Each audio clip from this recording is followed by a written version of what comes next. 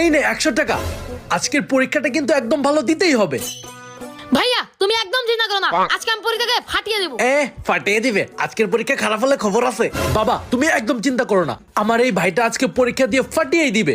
আচ্ছা শোন, তোর রিভিশন দিয়ে একদম পুরোটা শেষ হয়ে গিয়েছে না? হ্যাঁ ভাইয়া। আচ্ছা পাটিগণিত, বীজগণিত, জ্যামিতি এগুলো সব পড়া শেষ না? হ্যাঁ ভাইয়া সব শেষ। আচ্ছা ঠিক আছে, বলতো a + b হোল স্কয়ারের সূত্র। a square plus 2ab plus b square. সাব্বাস, দেখছো বাবা আমার ভাইটা কত পারে। কিরে বিপ্লব চল, পরীক্ষার দেরি হয়ে যাচ্ছে তো। হ্যাঁ হ্যাঁ চল।